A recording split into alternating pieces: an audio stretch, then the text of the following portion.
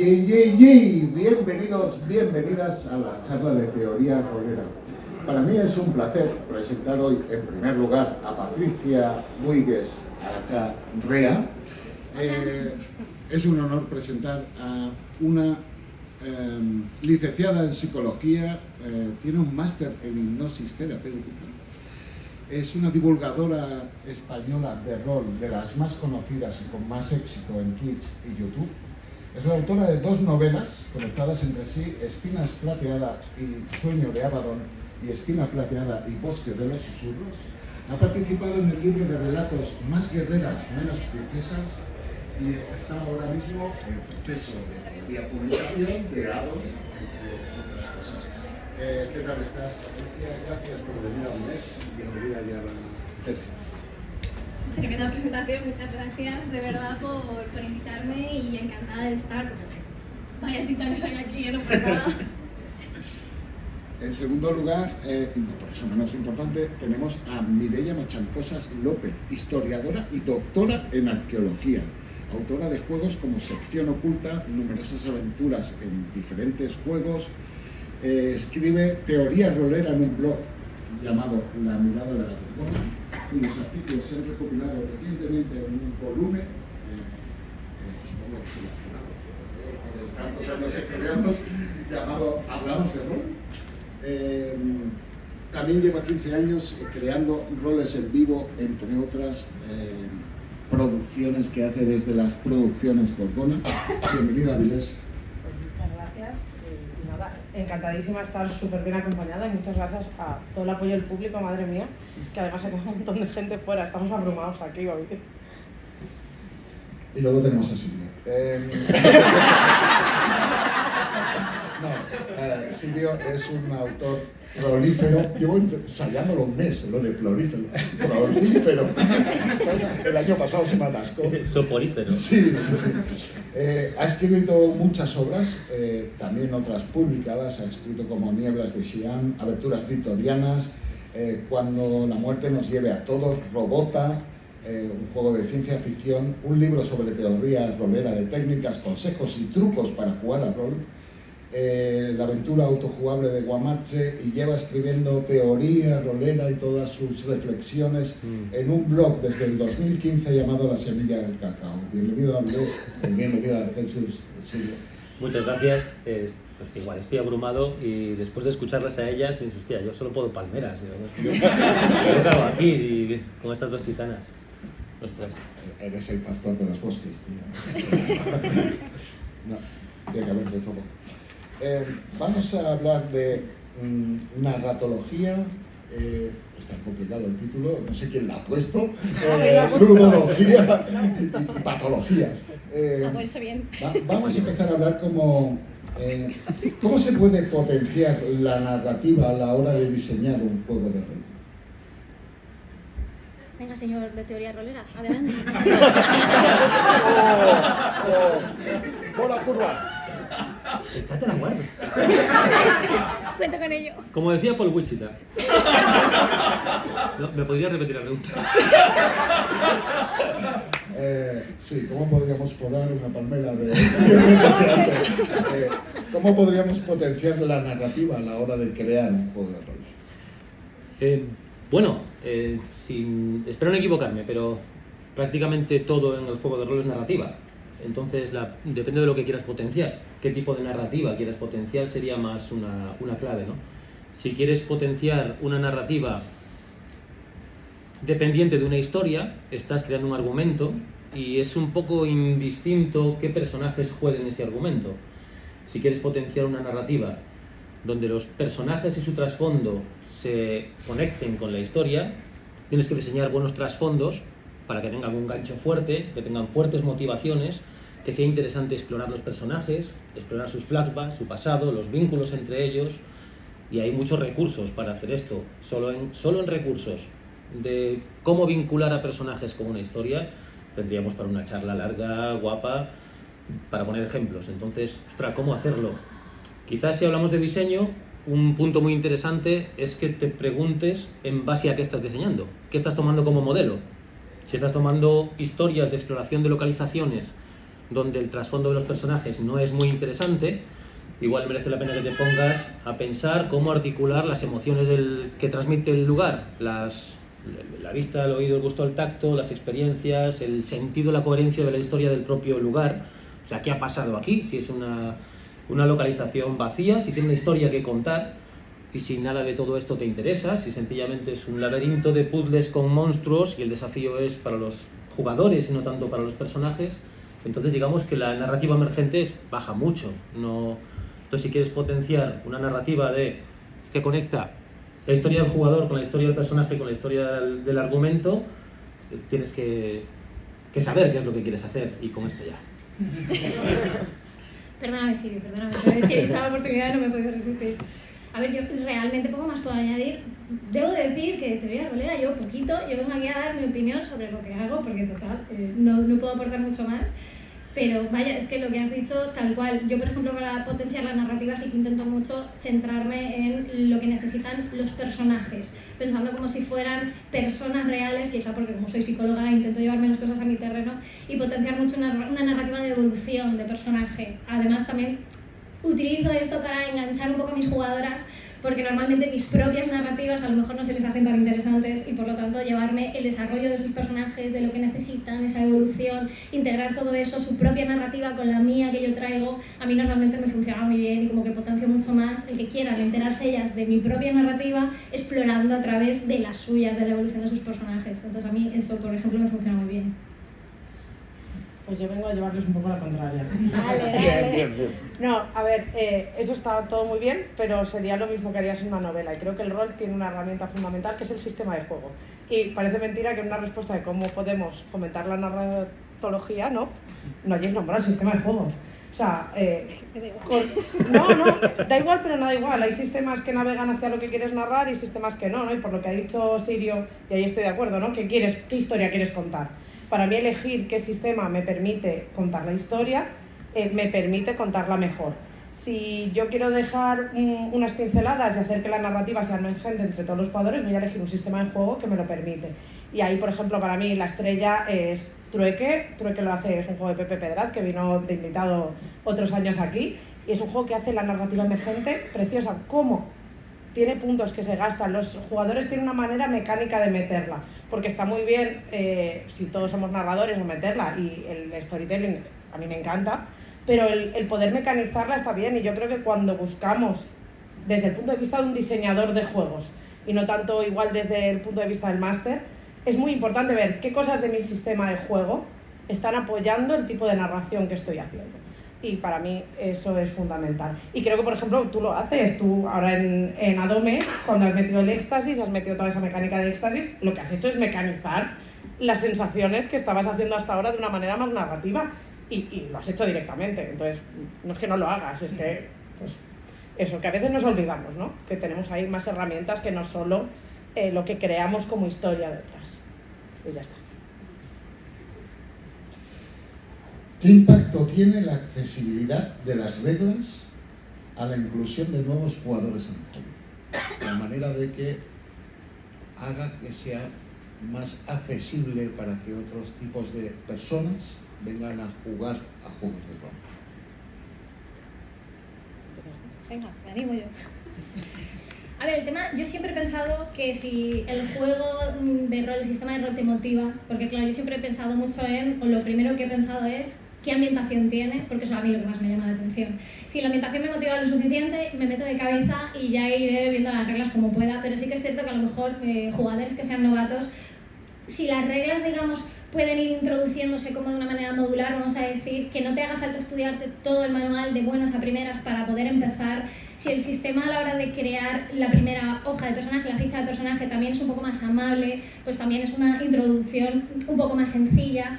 Y que al final cuando vayas a empezar a jugar no necesites todas las reglas para empezar, sino que con las poquitas, digamos, de inicio puedas ir haciendo cosas y conforme vayas avanzando puedas ir introduciendo más reglas, en lugar de tener que comerte todas las reglas de inicio. Pues si no vas a estar pensando en batalla en el primer, digamos, arco, pues dejarte esas reglas para el final, y si el sistema, digamos, como que te acompaña un poco. De hecho, creo que hay algunos sistemas que hacen lo de las cajas de inicio y te ponen estos primeros one-shots o estas primeras aventuras en las que para ir metiéndote poquito a poco en el sistema, pues tienes estas poquitas reglas y luego poquito a poco vas añadiendo más y vas añadiendo más. Entonces yo, por ejemplo, con Addon es lo que estoy intentando precisamente para hacerlo una entrada más amable. Entonces yo creo que así se hace más accesible. Nada que... 100%. También si consideramos accesibilidad como, por ejemplo, si en tu sistema de juego los dados son de colores, pues tendrás que implementar alguna alternativa para la gente que es ciega. Eso es accesibilidad también, que los PDF de tus juegos estén hechos para que un lector los pueda transcribir de algún modo.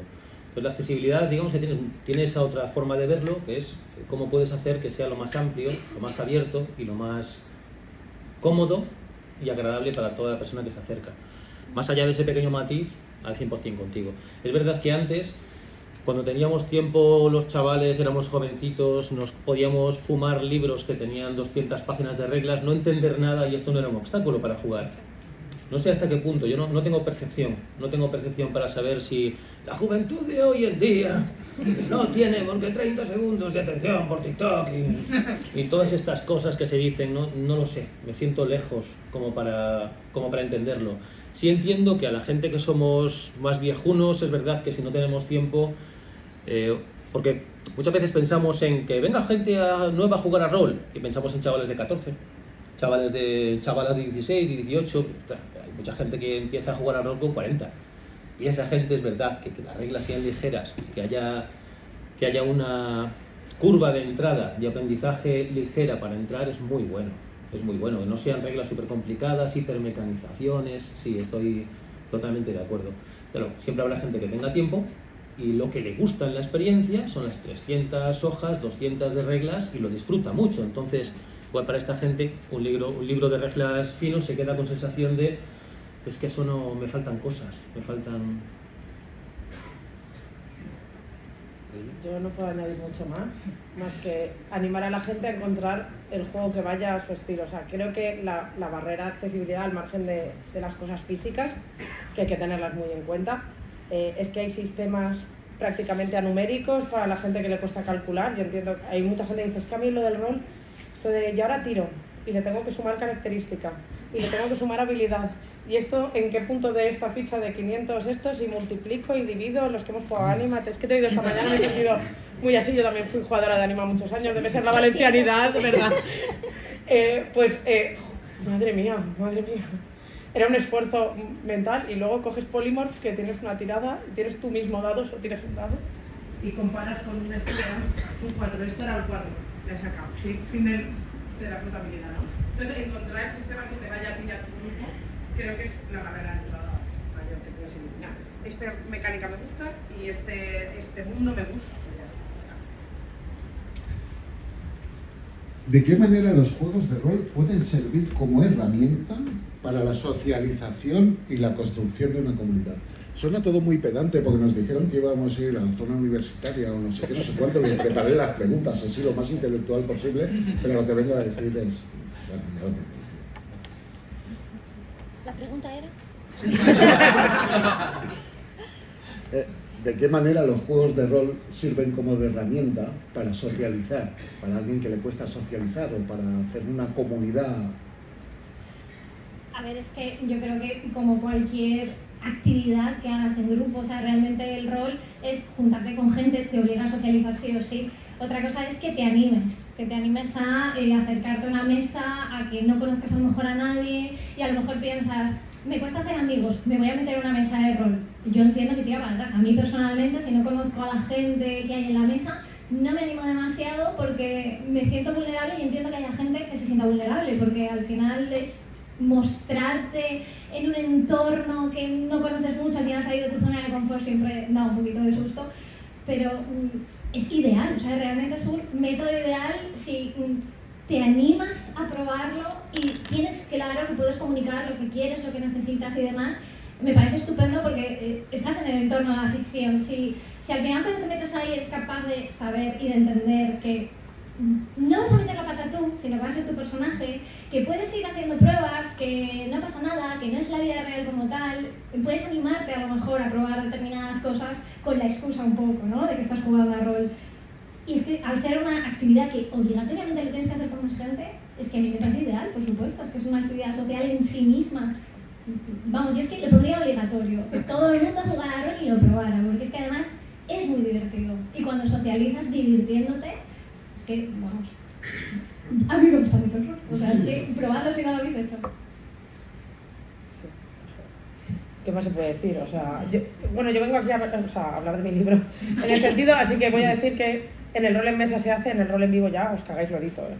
O sea, todo lo que sirve, o sea, la comunidad, la cantidad de gente, también porque multiplicas de una mesa igual, de máximo igual 6, hay locos que dirigen a 10 o 12 o a una clase entera, que sé que los hay, pero es verdad que aumentas, te sirve también para probar eso, muchísimas habilidades, pero también creo que se genera una cultura alrededor, ¿no? Una subcultura, el rol no deja de ser subcultura, tenemos nuestro propio lenguaje, tenemos nuestras esferas, ¿no? De interactuar, tenemos nuestras reuniones, venga, o sea, no sé si os ha pasado, pero viniendo aquí, tú vas por la calle y sabes perfectamente quién viene al Celsius. ¿Sí o no, no? Pues cuando hay convención de rol en cualquier sitio, es que lo sabes, pasa ahí. A mí me pasó yendo a Madrid a las LES desde Valencia, paramos en un área de servicio y vi a un grupo entrar y dije, vienen a las LES.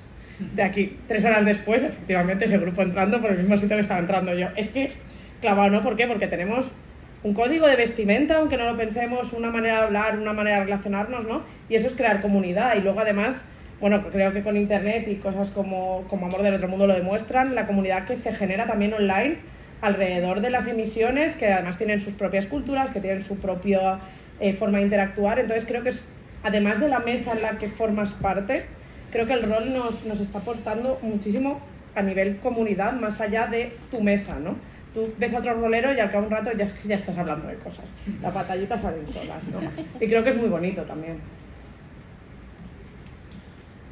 Pues yo voy a elegir violencia. Yo creo que la mejor forma de hacer comunidad es no comportarte como un putísimo gilipollas, especialmente cuando hablas de redes sociales, un culo duro, una persona que cree que el rol es lo que él dice, habitualmente es lo que él dice, y en particular cuando viene gente nueva. No hace falta hacer que chavales pasen por rituales de iniciación. Por favor, gracias. O sea, claro, y en clubs de rol mostrar ese aperturismo, mostrar que es un lugar sano donde puedas estar jugando con gente, con ese principio tan bonito que tiene el rol, ¿no? Que se sientan desconocidos a una mesa y se pueden levantar amigos para toda la vida. Es una frase preciosa que te habla de ese punto de comunidad. Entonces, hostia, no juegan al rol como a ti te gusta, como tú entiendes que es el rol. Pues deja que la gente juegue como te dé la gana. Intenta sembrar esa actitud y si ves que hay peña que son unos haters, aprende de RA. Tiene una gestión del haterismo maravillosa. O sea, a mí me ha dado 2 lecciones hoy geniales. Yo estaba escuchándolas así de fondo y diciendo así que sí, gracias. Entonces sí, intenta evaluar qué es lo que siembras. No hay ninguna responsabilidad, no tienes por qué hacer nada por el rol, ¿vale? No le debes nada. Y eso mola también, descargarse ningún tipo de tensión, pero ostras, intenta pensar que siembras en el sentido de comunidad. Facilita que la gente juegue, no mistifiques, no te vuelvas loco poniendo nombres súper complicados, ni hagas ver a los demás que tú eres el director de juego y eso es complicadísimo y tienes que hacer un puto máster para hacerlo. Es fácil, jugar a rol es fácil, divertirse es fácil, no hay niveles, no hay requisitos, no hay... Si hablamos de cosas como jugar bien, jugar mejor, mejor directora, mejor director, es todo teoría divertida, divulgativa, para entretenernos y para intentar buscar cosas que son interesantes, pero no para mostrar lo difícil que es y lo especial que eres tú porque eres el director de juego de tu mesa de siempre. Y es como no, facilita todo lo que puedas y si estás en alguna posición guay, en el sentido de que gestionas un club de rol o tienes un canal de YouTube o estás en un grupo de Telegram, Discord o lo que sea, facilita. Tienes el hermoso papel de estar ahí facilitando, ¿no? O puedes cumplir el estúpido papel de ser un culo duro que hace todo lo contrario y cierra puertas. Pues elige.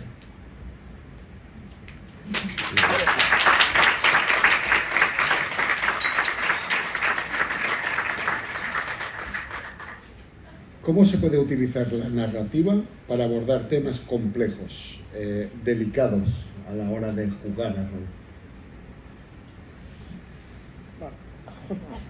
Me siento atacada. A ver, yo es que adoro tratar temas complejos. Creo que el rol justo es la herramienta ideal para explorar temas chungos. Y es verdad que no está exento de problemas, pero es que además hoy en día tenemos un montón de herramientas, no solo narrativas, sino de seguridad para hacerlo como toca, ¿no? Entonces, desde un espacio seguro, o lo más seguro posible, ¿no? Es decir, yo sé mis límites o no, y puedo querer romperlos, que hay veces que dices, bueno, yo hasta ahora no he querido jugar romance, o he jugado romance, pero por ejemplo no he jugado sexualidad, que es un tema así como que a la gente le pone los pelos de punta, ¿no? Es de, ¿cómo voy a jugar eso? Pues igual puedes, y hay maneras de ir creándolo, y para mí es la primera clave es que la persona que esté dirigiendo o creando esa partida sea consciente de que en su diseño está tratando esos temas. Entonces los meta conscientemente, o sea, todo es diseño consciente. Y si el diseño no es consciente, pues, en fin, igual no te deberías de meter en ciertos fregados. Entonces, tú lo pactas con tu mesa, voy a tratar estos temas. ¿Estamos todos de acuerdo? Pues sí, oye, pues adelante, ¿no? Y es ir paso a paso, ir revisando los límites de cada uno y usar, pues es que claro, las herramientas narrativas, tenemos casi o más herramientas que puede tener la literatura, perdón por decir esto en un festival literario, pero es que puedes jugar no solo con las herramientas, los flashbacks, los flash forwards, con toda la herramienta no clásica de cuando analizas una novela y dices, ¡buah, qué ha hecho esto! Es que además se lo haces a alguien en primera persona. Es que esa parte de romper la barrera del lector es como cuando lees una novela que juega con el cambio de narrador, ¿no? Y te está dando, el narrador en el rol está en tu cara, y te la está jugando todo el rato, lo estás viendo, ¿no? Y creo que eso te permite explorar un abanico de historias desde una perspectiva que para mí es única y que no hay otra afición o otra manera de contar historias que te dé una amplitud como te da el rol, pero bueno, eso soy yo que soy muy rolera, ¿qué se va a hacer?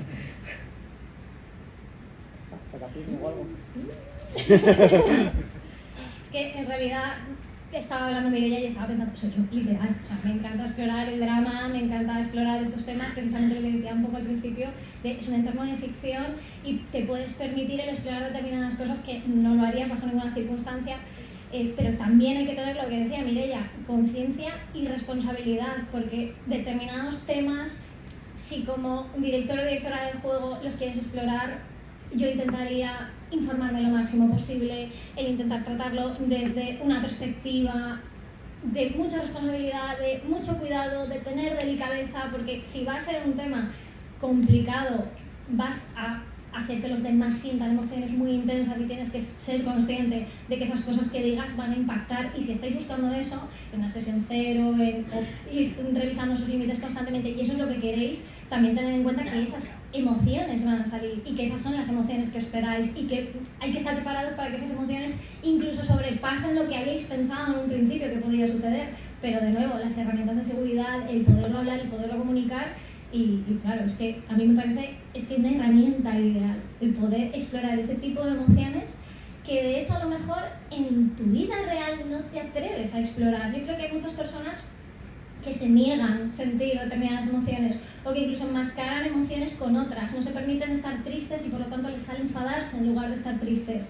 Si todas estas cosas las puedes vivir en una mesa segura, en un entorno seguro y poder enfrentarte a esas situaciones con un enfoque distinto, puede dar un poco de miedo, pero es muy enriquecedor también. Entonces, teniendo una mesa segura y unas herramientas de seguridad, es que a mí me parece un entorno ideal.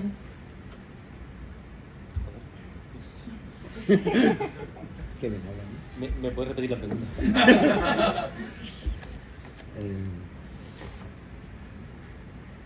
¿Cómo se puede utilizar la narrativa para abordar temas complejos?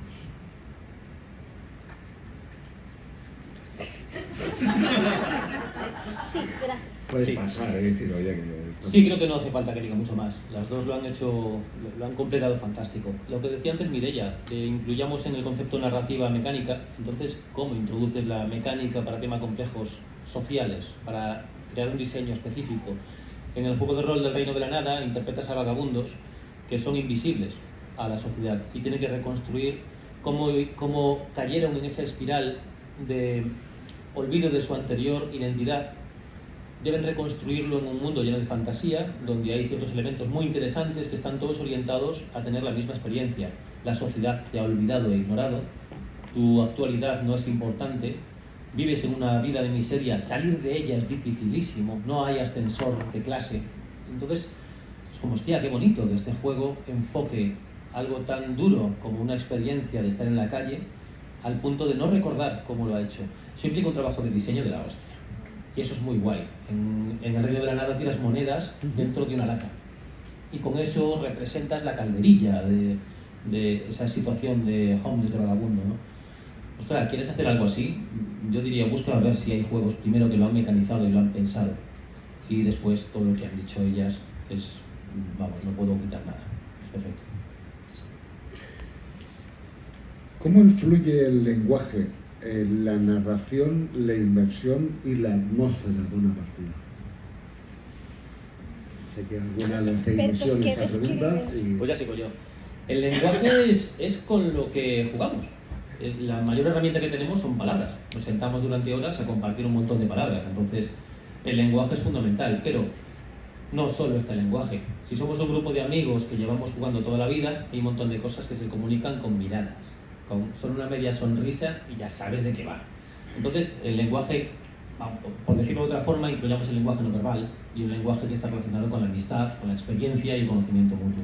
Ahora bien, para introducir la atmósfera está claro, desde mi punto de vista, que tengas una mayor retórica, que hayas practicado ciertas introducciones, que cumplas estos principios de creer esta mierda tú primero, para después conseguir que se lo crean, ¿no? Si no, racionalizar sencillamente una atmósfera es complicado, pero hay gente que lo hace así, porque no tienen una inmersión basada en la imaginación, sino en la lógica. Pueden tener la fantasía o pueden tener un grado bajo de proyección imaginada, entonces funcionan por argumentación, por coherencia escénica y pueden ser unas directoras espectaculares. Entonces, cómo utilizas el lenguaje es muy guay. Ahí tiene que haber una proporción entre la cantidad de palabras que vomitas y la cantidad de información que transmites. Y estaría muy guay que fuesen la menor cantidad de palabras para la mayor cantidad de estímulos de geolocalización, dónde está tu personaje con respecto al escenario, y estímulos sensoriales, qué estás sintiendo del personaje. Y esto es muy guay porque nos abre una pregunta a algo que tenemos muy poco trabajado, creo, en el mundo del rol, que es cómo imaginamos la partida.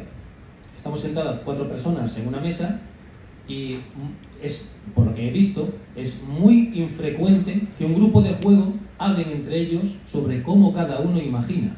Pero estamos jugando un juego de imaginación. Pero no nos preguntamos, ¿pero tú cómo imaginas? ¿Desde un punto de vista de primera persona? ¿Desde los ojos de tu personaje? ¿Desde un punto de vista cenital? ¿Desde un punto de vista de yo estoy viendo desde arriba todo? ¿Te imaginas como si fueses la cámara de una peli que está grabando de aquí o de allá? Claro, si tú sabes cómo imaginan tus compañeros, es mucho más fácil que tu narrativa para producir una atmósfera esté enfocada a sus estímulos. Pero curiosamente eso se habla muy poco en el rol. Y no sé por qué. Yo en mi caso, con el tema de conseguir la atmósfera, pienso que no soy muy buena describiendo. Es que le pega la bronca en la comida, ¿vale? Por eso esa mirada. Creo que no es mi punto fuerte. Entonces intento utilizar otros recursos que tienen que ver, por ejemplo, si quiero poner una ambientación en la que se sientan saturadas en el sentido de hay una urgencia, les pongo un cronómetro, sin decir nada más. Funciona muy bien en mi mesa y intento ir metiendo, digamos, como esas pequeñas descripciones de no tenéis tiempo, pero no hago esas narraciones que a lo mejor hacen aquí mis compañeros impecables. Por lo tanto, aquí sí que me cuesta a mí más el conseguir el tono, digamos, con esas descripciones. Pero cuando las hago, intento que sean muy sensoriales. Decir físicamente tu personaje ve esto a simple vista o está ubicado así en el espacio para saber dónde están, pero luego lo que huelen, lo que puedan percibir, lo que creo que puede sentir el personaje, aunque esto no lo hago mucho en mi mesa.